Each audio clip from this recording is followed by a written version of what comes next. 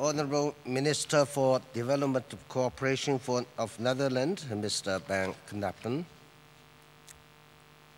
Mr. Jean Gay Carrier, the Secretary General of International Chamber of Commerce, Excellencies, distinguished guests, ladies and gentlemen.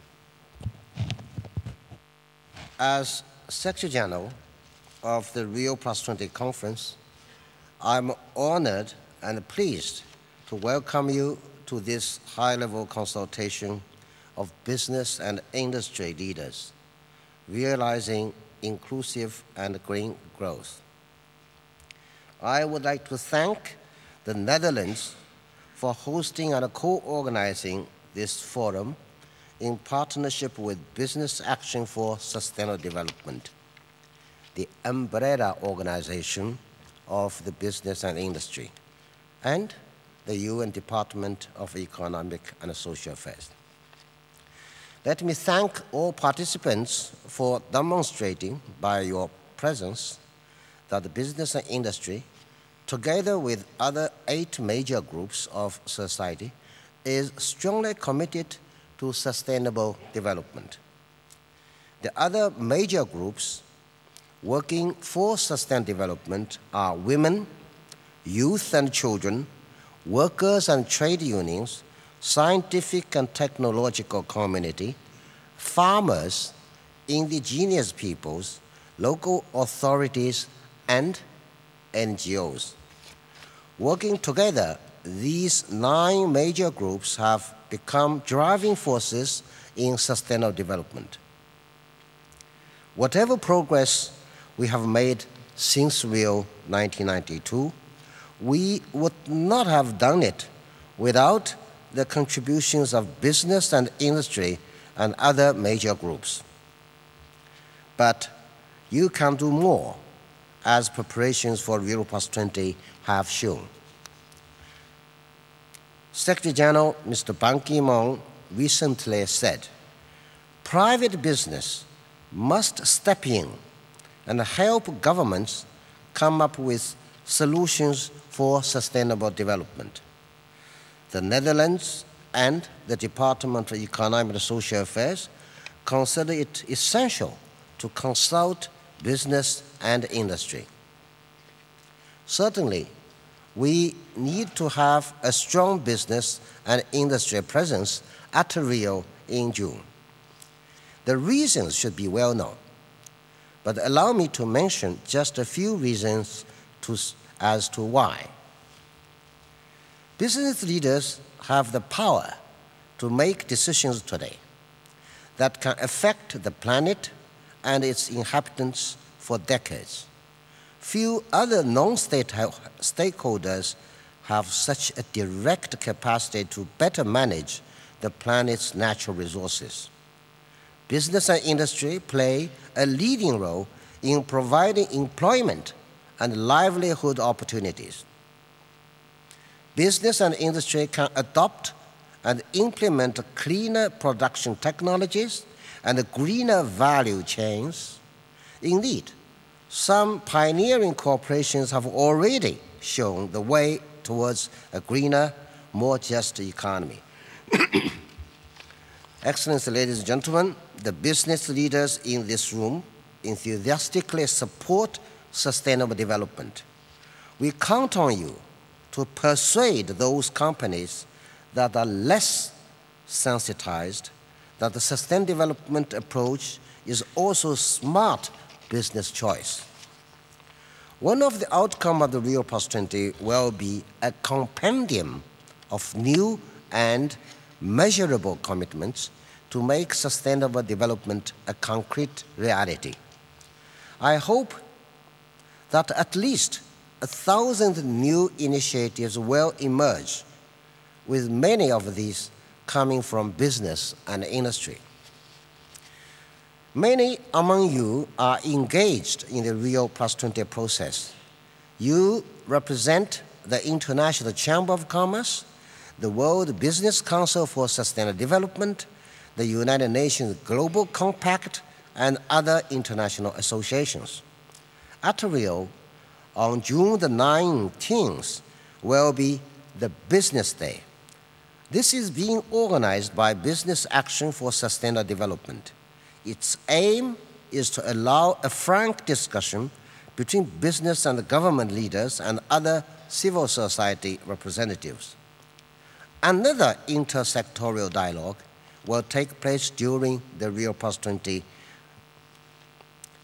Corporate Sustainable Forum, organized by the UN Global Compact on the 15th to 18th of June.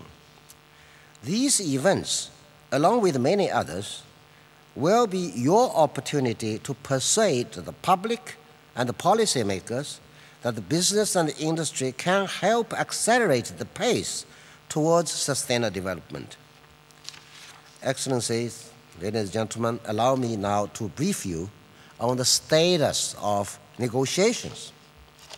A 19-page quote-unquote zero draft issued in January was condensed from 6,000 pages of submissions from various stakeholders.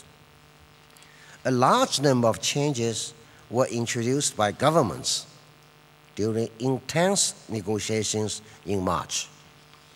The draft was significantly expanded, bringing the text as it stands today to 2,006 pages. The co-chairs of the preparatory committee are pursuing consultations with the different negotiating groups. This will help streamline the text and build the consensus. There is no doubt that member states want to make the best of Rio+20 and ensure that world leaders renew political commitments. Many delegations underscore the need for changing unsustainable consumption or production patterns and for building a sustainable future. Many argued that the outcome of Rio+20 should not be a mere repetition of Agenda 21 or other treaties or agreed outcomes. Only 13 days of negotiations remain before the conference. Negotiations will resume on April the 23rd. Looking ahead, I'm keenly aware of the complexities of the negotiations yet to come. But I remain confident that a powerful document will result. I'm very pleased to see calls for launching the process to arrive at Sustainable Development Goals, SDG for short.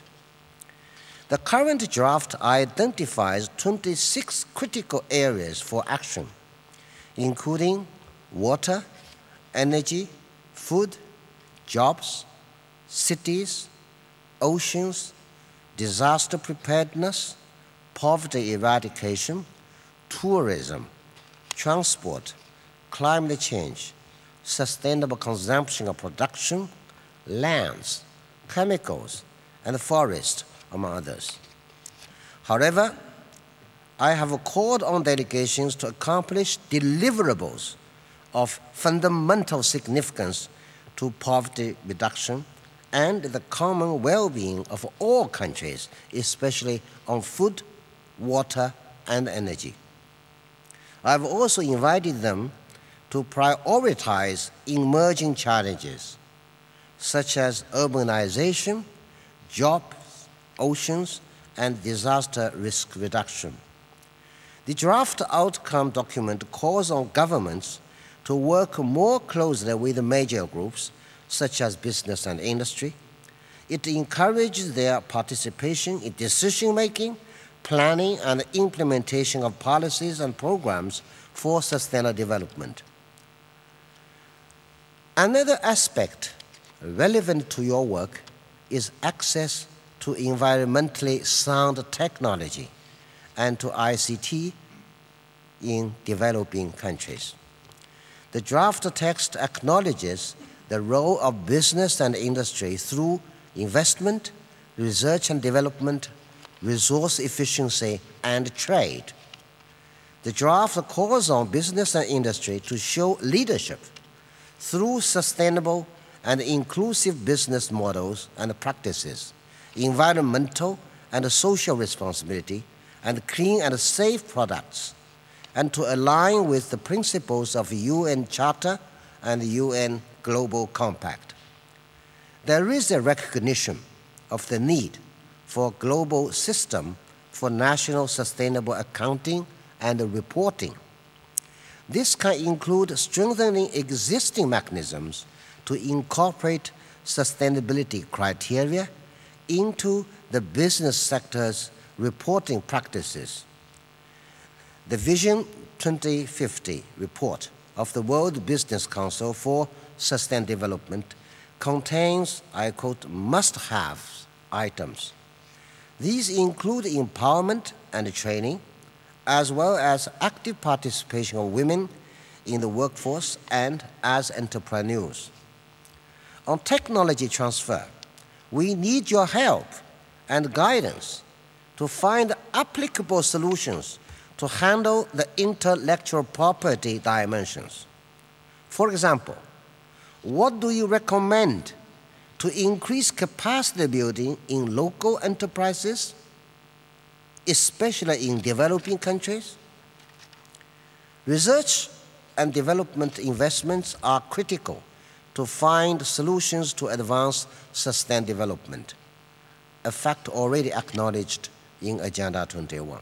But where can we find the resources to fund this global transformation towards more inclusive, green, sustainable growth? Your views are also welcome on how to advance sustainable development at local and national levels.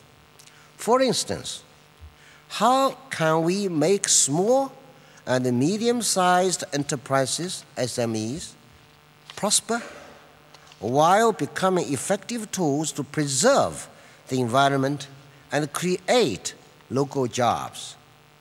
Rio+20 is a critical step, but a step that must be followed by an intensive phase of implementation. Let me be clear. This requires that business and industry play a key role. In this regard, allow me to ask further. What are the 4 or 5 most important messages that you want to convey to governments? To achieve sustainable growth, what ideas for collaborative action would you recommend to initiate in Rio? What would you recommend governments to do in order to accelerate technology leapfrogging towards a more sustainable world? Last but not least, the Rio+20 Secretariat warmly welcomes your feedback on this consultation. It also welcomes your participation in the Rio+20 process.